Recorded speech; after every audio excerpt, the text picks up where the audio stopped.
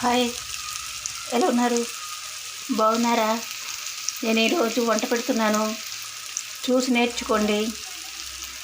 ఇదిగోండి గిన్నె పెట్టానా, గిన్నెలో తగినంత నూనె వేసానా, తర్వాత ఉల్లిపాయ ముక్కలు బాగా మగ్గనిచ్చానా, మగ్గనిచ్చిన తర్వాత ఉల్లిపాయ పచ్చిమిరకాయలుని టమాటా ముక్కలు వేసానా. ఇదిగోండి మగ్గుతుంది, బాగా మగ్గుతున్నాయి. ఎంతకి ఇవన్నీ చెప్పాను కానీ ఏం కూర వండుతుంది ఇవిడి అని చెప్పలేదు అనుకుంటున్నారా? ఏం కూర వండుతున్నానని మీరు ఎక్స్పెక్ట్ చేస్తున్నారు. నేను నెత్తడి కూర వండుతున్నానండి. నెత్తడి కూర వండుతున్నాను. నేను చేపల కూర వండితే రొట్టెలు వేసుకుని తినేవాళ్ళండి. నేను చేపల కూర వండితే ఆ వాసన అండి, అదిగోండి అది 3 ఊర్ల తర్వాత వచ్చేదంటండి. నేను ఇలాంటి చిన్న చిన్న నెత్తల్లో చిన్న చిన్న పచ్చిరొలు వండడం రాదండి. నేను పెద్ద పెద్ద తిమింగలాలు వండుతానండి బాబు, మీకు తెలీదు. మీరు ఇలాంటి మీరు ఈరోజు నేను నెత్తడి కూర వండుతున్నాను కదా, ఎలాగున్నదో ఎలాగైనా వండాలని చూడండి. నేను బాగానే వండుతున్నానా అని చూడండి. ఒక 2 ఉల్లిపాయలు కోసానండి. అంటే నేనేంటి నెత్తలు కొందరు నెత్తలు తీసుకున్నాను కదండి, దాంట్లో కాంబినేషన్ ఏమేద్దామా అని ఆలోచించినప్పుడు నాకు ఏ ఐడియా రాలేదండి. అయితే ఒక టమాటా వేసి ఎగరేద్దాం కదా అనుకొని ఒక టమాటా కోసానండి.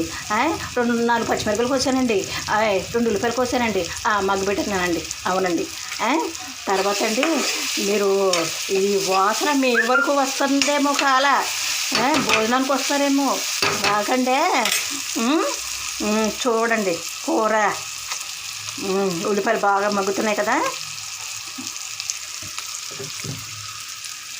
తర్వాత దీంట్లో కొంచెం తగినంత సాల్ట్ అండి. అంటే సాల్ట్ వేస్తున్నారేంటి అని అనుకుంటున్నారా? మా ఇంట్లో ఉప్పు లేదండి, అయిపోయిందా. తర్వాత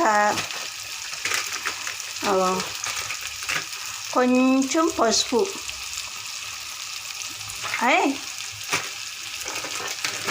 కొంచెం పసుపు,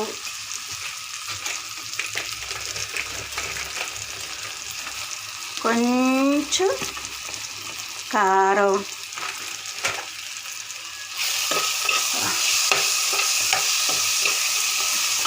మీరు ఇలాగే వండుతారండి నెత్తడి కూర?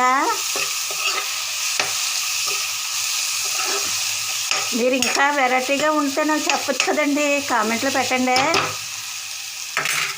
నేను చెప్పాను కదండి, ఇలాంటి నెత్తళ్ళు వండడం రాదని, పెద్ద పెద్ద తిమ్మింగలే వండుతానండి నేను. కామెంట్లు పెడతారు కదా.